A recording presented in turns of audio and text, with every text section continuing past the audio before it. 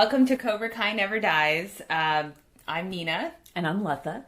And today we're talking about episode 4, which is named after our very own podcast. It's which I like to think came first. Cobra Never Dies. Mm-hmm. The IMDb synopsis is once again ridiculous. Robby is in hot water with his father. Johnny plans to shut down Cobra Kai after Miguel is injured. Samantha and Kyler's relationship hits rock bottom.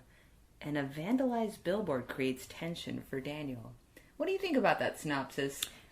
Technically, all of those things happen in this episode. This is what I think about every one of these IMDb synopses. Right. It's technically true. But it doesn't quite capture the spirit of everything that's going on. Like, for starters, Robby being in hot water with his father doesn't really make any sense as a sentence, because you learn in this episode, or you're reminded really, that Robby and Johnny do not really have much of a father-son relationship. Is this the episode where you think this is the first time they're really talking in 16 years, essentially? I mean, you keep seeing allusions to the fact that Johnny has, never been there for Robby. He's an absentee dad.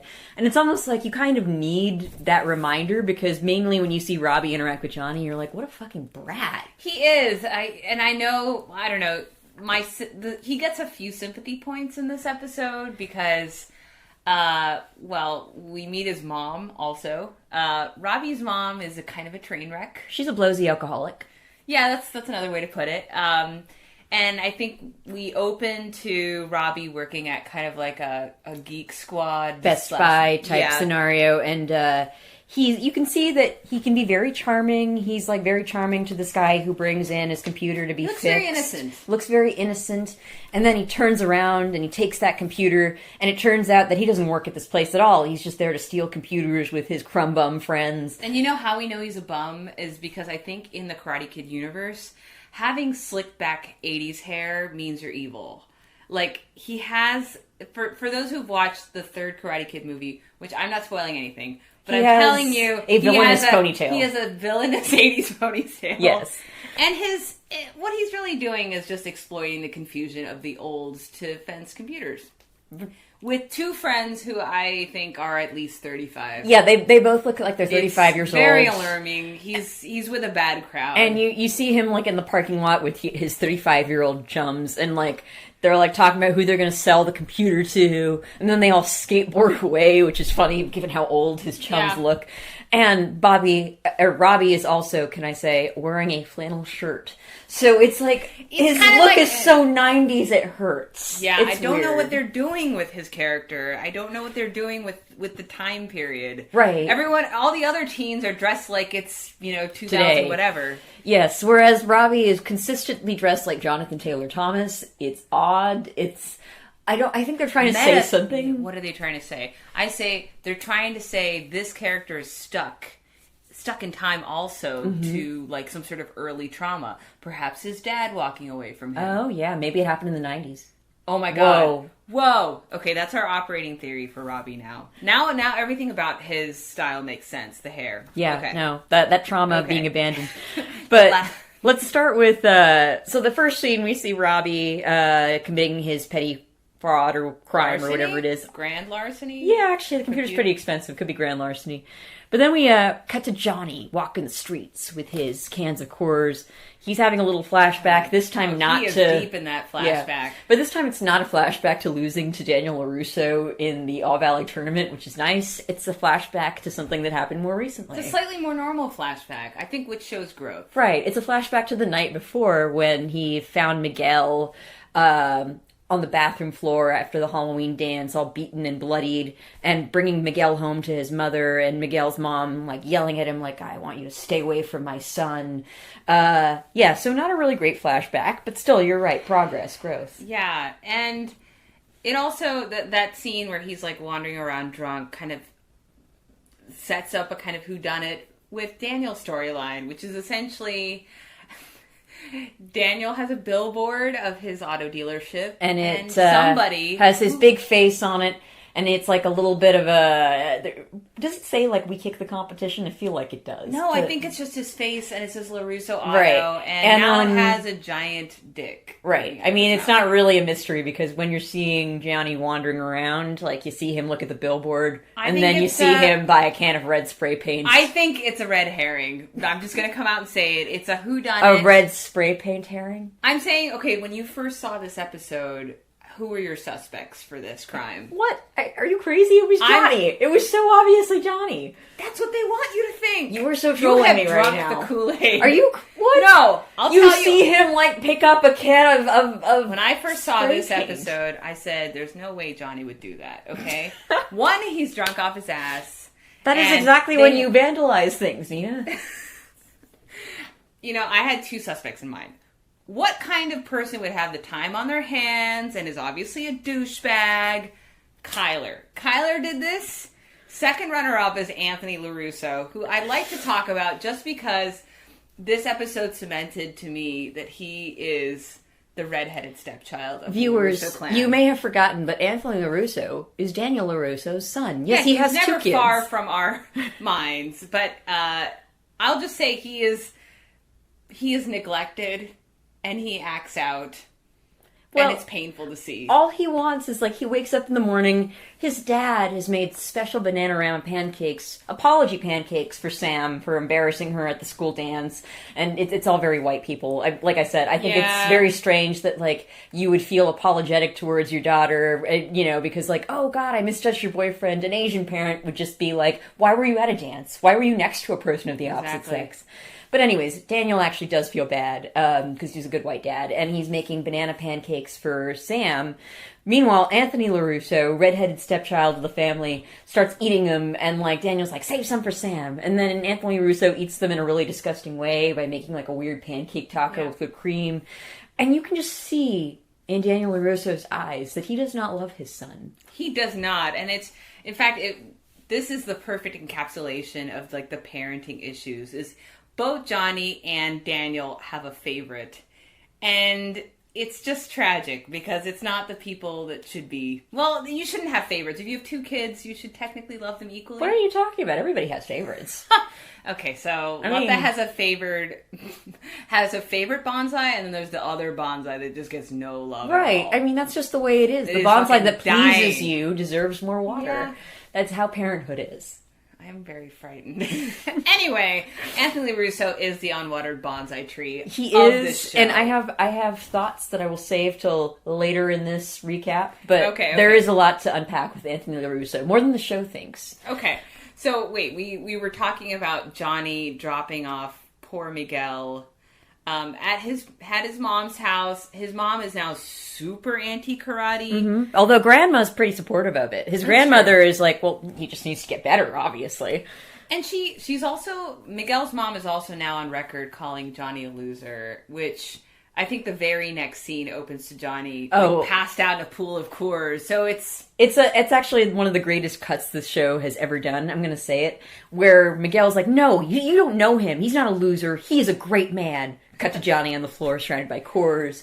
It's just, it's pretty wonderful. The show, the editing is just so top notch. Yeah, so I feel like Johnny had a little boost when he got his first student, and then any little bit of self-confidence he gained is now gone. Right. So he's back at square one. That's he's on the floor with the beers. He does get a phone call, I believe, that from Robby's school principal saying that, like, Robby has not basically been in school for a month, and that Robby made out some lie about being on a father and son river trip.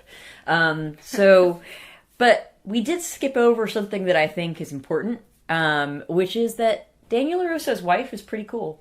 His wife is the voice of reason. Like, and being married to someone like Daniel has got to be a bit of a incredibly frustrating. And I mean, already I can see, like, Daniel is pissed over this. Yes, it's kind of like there's a dick on his face. There's a dick on his face, and sure, it happens. It happens to all. Right.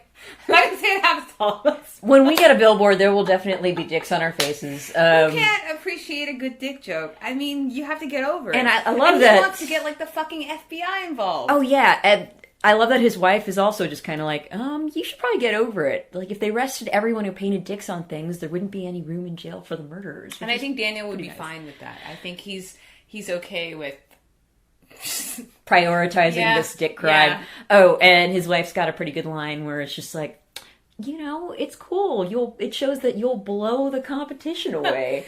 She's a fan of puns, and so I like her. I think she's my spirit animal. I think that like you can see the dynamic in their relationship is that Daniel takes everything very seriously, and she's just kind of like, just go with it. It's okay. Yeah, we can each pick a spirit animal for each episode.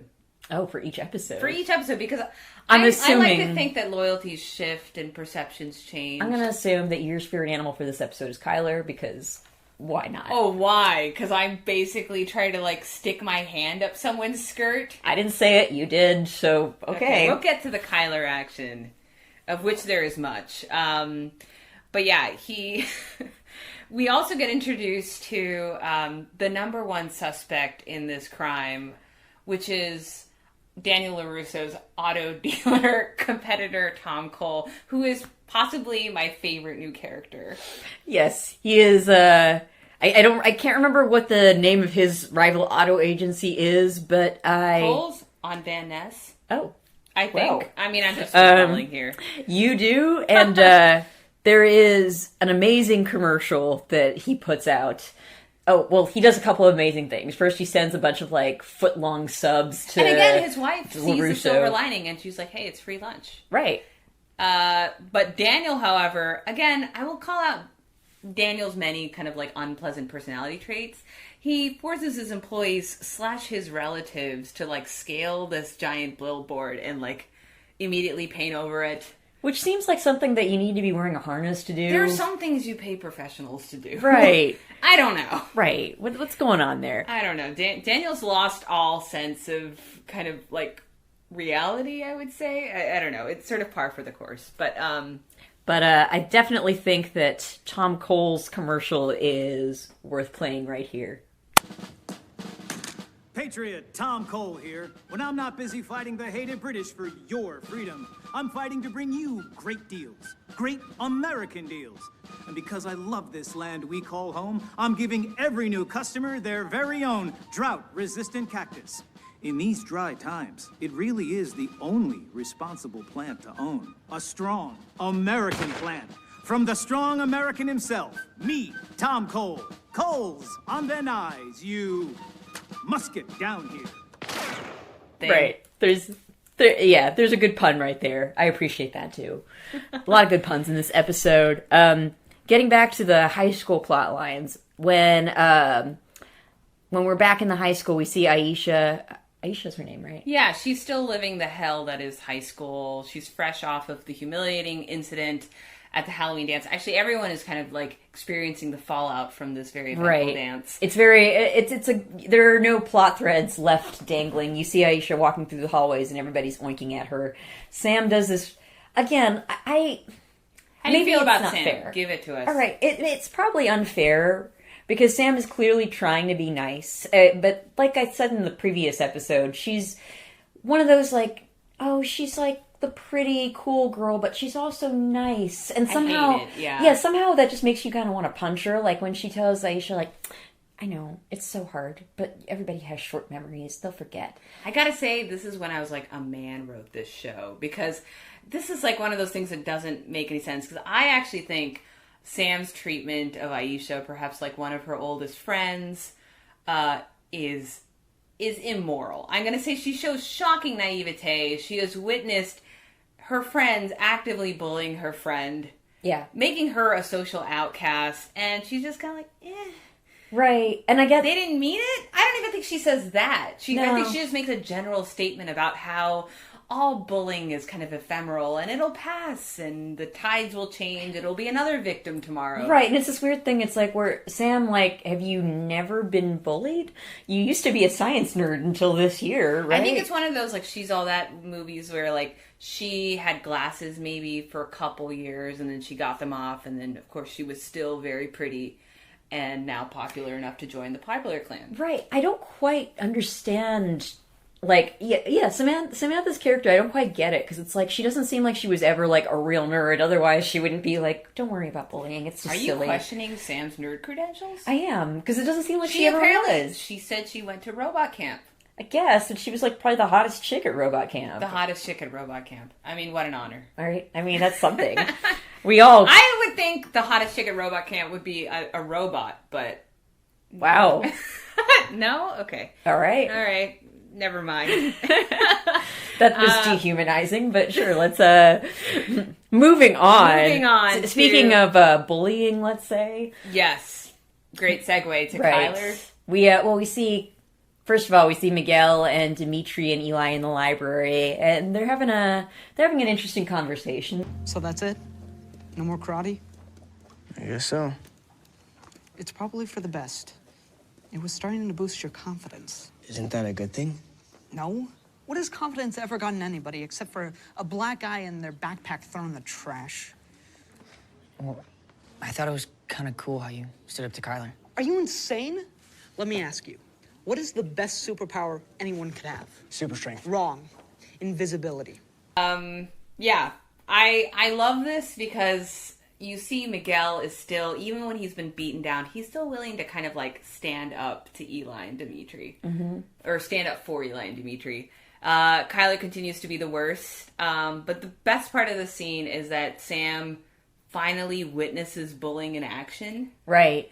And she seems like shaken to her core about it. And I'm like, I'm sorry, even if you didn't personally witness this, didn't Kyler always have that douchey air? Like, how is this new information? I don't know. What is wrong with this girl? He just seems like a bully. I don't know. I mean, don't let the fact that he's Asian fool you. He's a bully. And then the weird thing is that you see them later at the movies.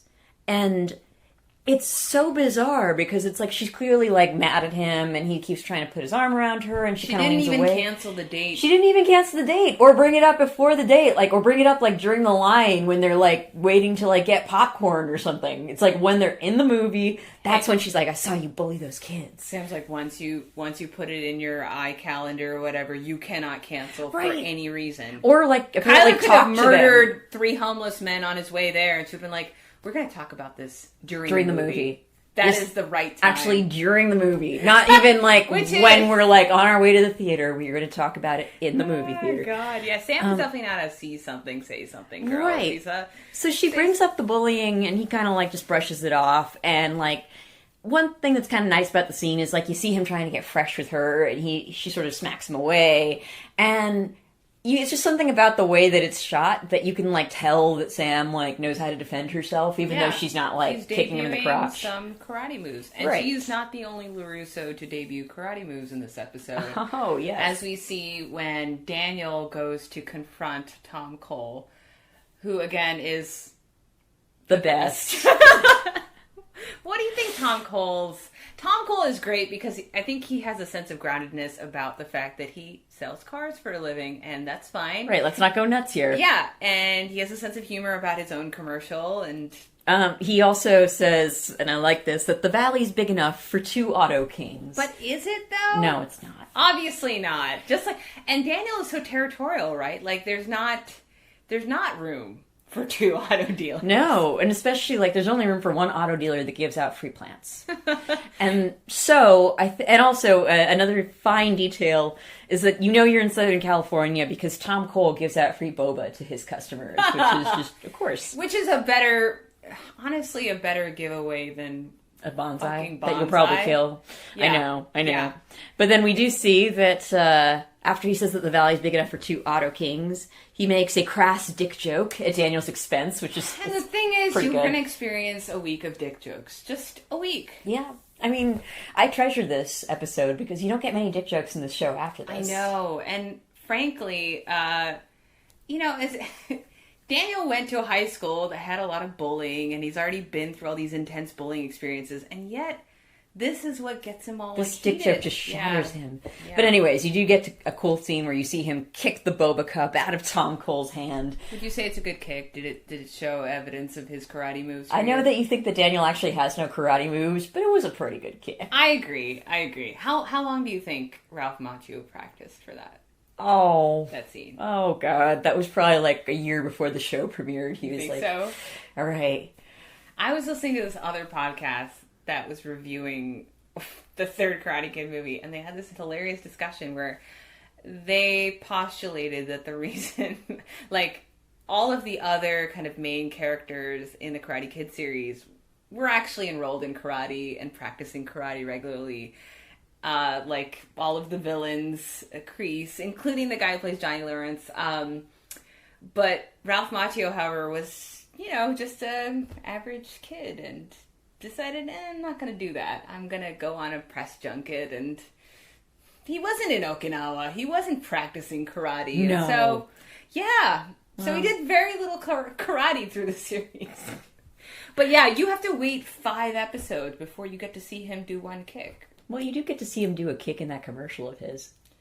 Wasn't it a chop? It was a chop. Yeah, it was a chop. Oh, my God. Exactly. It all right? makes sense now. He cannot do karate. Yeah. Wow. But I mean, this is the thing.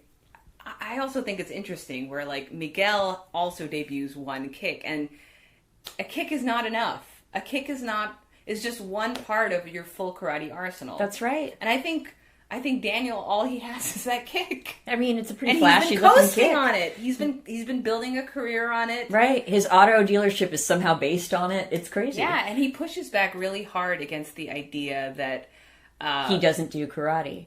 Because Tom Cole implies that, you know, I'm not really like a revolutionary hero, just like you don't actually do karate. And you can see that's what gets him that's what gets him fired up. Just the idea that he's using this bonsai as a gimmick. Well, it's like you're using this very meaningful thing to sell essentially cars. sell cars. So does Tom Cole have a point? I think absolutely. I think he does. I think that you gotta embrace your gimmicks. Yeah, Tom Cole is about free speech. He's about free boba. He's about America. Yeah. Yeah. Just like this podcast is about America. Yes, exactly. That's going to be our thing now. Super patriotic. Right, we're very patriotic. If you don't listen to this, you probably hate America. Yeah. Anyway. Okay, so we do get, as we've talked about a little bit before, you do get a lot about fatherhood in this episode. Shockingly little time is paid to what a terrible father Daniel is to Anthony LaRusso, because we're mostly focused on Johnny and Robby, and they do have a confrontation where Johnny tells him to get back in school, and Robby basically tells him, you've never been any kind of father to me, and also that's fair. Calls him a loser, which is also probably fair, and also brings up Daniel LaRusso, which is kind of like, wow, kid, I didn't know you followed the auto dealership world so closely. I mean, if you think of these characters as having lived in the same very small area, and I think even Daniel's wife references the fact that, like, the All Valley tournament is this great dark cloud that maybe hangs over the entire town. Kind of like in Stephen King's world, like Derry, Maine is like a hellish town that attracts chaos. I think the San Bernardino Valley is that for You're the right. show. Like, just as evil has always been, has run through Derry, Maine, has the karate potential here. to give you self-confidence. It also has the potential to completely derail your life. Just like the devil in Derry, Maine. I know, it's exactly just like that. You gain a student, you lose a student, and your fortunes rise and fall. Right, and somehow, I guess this does explain why Robby knows the entire history of his father and Daniel LaRusso, and is able to say in that cutting teenage Jonathan Taylor Thomas way of his that, you know, it must be nice being a winner like Daniel. Not like you, my God. you loser. I mean, and then later we see Johnny watching a father and son enjoy a Sunday together. I know. Which is a little bit like, do fathers and sons do that? Like eat ice cream sundaes together? That's a little, okay. Do you think Johnny gives up a little too easy in his confrontation with Robby? Like, I don't, because it's clear that it's kind of like I mean, it was coming off the heels of his run-in with his ex, or his, like, meeting with Robby's mom. Right, and Robby's mom said very clearly there are no do-overs. And, you know, there's something about that I think that Johnny sees, that, like, he can't really go back in time and be the kind of dad that he obviously now wishes that Yeah, because 16 is too late, man. Yeah, well, it's... For Robby, yeah. Like, with that hair, yeah. I mean, I think it's hilarious, because, as you see, it's not like Johnny's like, well, maybe I should go and adopt a young teen. Maybe he'll adopt Anthony LaRusso. That kid clearly needs a father. I mean... Yeah. I do have an idea for a spinoff. Oh, God. For a Karate Kid spinoff. Okay. Because, you know, with this show, a lot of it is about fathers and sons and pseudo-fathers and pseudo-sons. Obviously, the next Karate Kid sequel has got to focus on Anthony LaRusso. I think so. Yeah. The Darth Anthony. Darth Anthony, yes. He goes away Agent to of camp, Chaos. and then when he comes back, he is a hardened man. Right. Right? He's done time. And he doesn't just do karate, he just uses prison guns, tats. right? Because that's yeah. just taking it up a notch. He's like a sharpshooter or a sniper. I really want to follow this. I want to see right? what happens to Anthony LaRusso. Because his father never loved him. Everyone and their mother is doing karate. And meanwhile, I think this kid is building bombs in the basement. That's what I think he's doing. I think he's like, what's better than a kick? A grenade. The new Unabomber. Mm-hmm. Right. Yeah, I see it. Yeah. I'm ready for it. I love it. Let's write it. Yes. Okay, another hashtag, Rise of Anthony LaRusso. These are just catching on like wildfire, aren't Please they? email us your meta theories about what happens to these characters because we're concerned. Right, especially about Anthony. I already called it. I think Dimitri's going to be an incel at some point in his life. I mean, if he isn't there already. And then with Anthony LaRusso already living in his basement, I see potential for like some kind of spin-off caper here. But yeah, to continue Johnny's kind of parental arc, we see him in the middle of a confrontation at a front door. Please don't close the door. Look, I know I wasn't there from when it mattered. I let him down. I guess I let you down too. And I know there's no do-overs. But that kid is the only person in the world who hasn't given up on me. And I don't want to give up on him. I know I messed up big time. But if you let him come back, I won't fail him again. I promise. Now, of course, the twist is that he is not talking to Robby or Robbie's mom. He's talking to Miguel's mother. Yes. Oh, did you see that coming? You know, I didn't until that moment when he says, like, this is the only person who hasn't given up on me. And I'm like, it can't be Robby. Robby just told you to eat shit. So, but I also think the show's creators somehow intuitively know that people don't care about... I'm sorry. People don't care about Robby. Oh, I'm gonna say it right now. They haven't made him I don't know. It's nothing to do with the actor. It's just the character is not terribly compelling on its face. He's just kind of an angsty teen, and I know it's not fair because of all the kids that need strong parental figures. Robby's not pulling the heartstrings the way Miguel is. Right, and here's the thing. I think it's because Robby seems like the quintessential angsty teen out of a 90s TV show. Like, there's something about Robby that no matter how hard his lot is, he just seems so familiar that you kind of roll your eyes a little bit. Yeah. Miguel is like, I don't know. There's something about Miguel. He's just very sweet, very earnest, and also like, unlike, say, Dimitri, he's like willing to put the work into something and be better than he is. It's very compelling. He really wants the he's terrified the dojo is closing, and he believes in Johnny. That much is clear, right? He says, Cobra Kai never dies. It's like the last thing he says before his mom slams the door on Johnny. And it's actually very, I don't know, something about it. It's almost inspiring and effective. So there's just, both of us were like smiling so hard our faces hurt when like you see Johnny and Miguel back in the dojo. God, I know. That was good. I may have adopted 2 to 3 troubled teens immediately after the episode. I think we've said this before, but Miguel makes you want to be a mom, which is super weird for 2 people who don't want to be moms. It's crazy. Wow. Yeah, was that too much? Did we explore too much of our psyches here? I don't know. I mean, I wished him a happy birthday, and I now feel... You should feel weird about that. I feel weird about it. He has a mother, Weena. God. Okay, I'm gonna back off now. Anyway, last scene. Yes. Back at the LaRusso auto dealership. Daniel's so happy that there's no longer a dick on his face. Not just that, he's also happy that Sam has confirmed that she's done with Kyler. So he's like back in her good graces. Again, he doesn't give a shit about what Anthony LaRusso thinks. No. Anthony LaRusso, by the way, is eating dry English muffins. Well, Sam gets a special batch of pancakes because made it just is for fucking her. Afghanistan all the time for Anthony Yep. LaRusso. Yep. Poor Seriously, kid. it's dark. I know. So he walks back into the auto dealership, and his employees / relatives are talking about a new flyer they found around the billboard. The billboard that had his that had the dick painted on it, to Yeah. be clear. And it is a Cobra Kai dojo flyer. And then Daniel gives his angry face And and glowers. scene. Yes. Okay. What would you say is your favorite scene from this episode? Oh, you know what it is. I know what it is! It's Johnny going to Miguel's Oh, mom's God. door and Fine. asking for another chance, obviously. Oh, I think we both had the same favorite scene. I hate it when we agree on stuff. That is Emmy reel material for me. God, If he doesn't win an Emmy for that scene, I don't know what's William wrong. Zabka is so good. He's so good. It's Yeah. actually like a little scary. Like, wow, this man can really... I wonder if William Zabka has kids, and if so, like every time they're mad, he's just like, you know what? Miguel would never say that. I would never say that to my kids.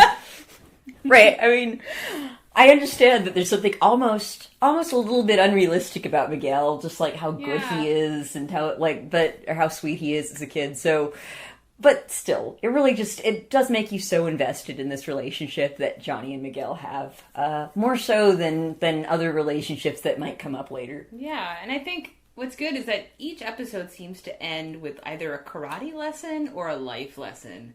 So, and they can be kind of interchangeable. It's true. So the karate lesson in this It is defense.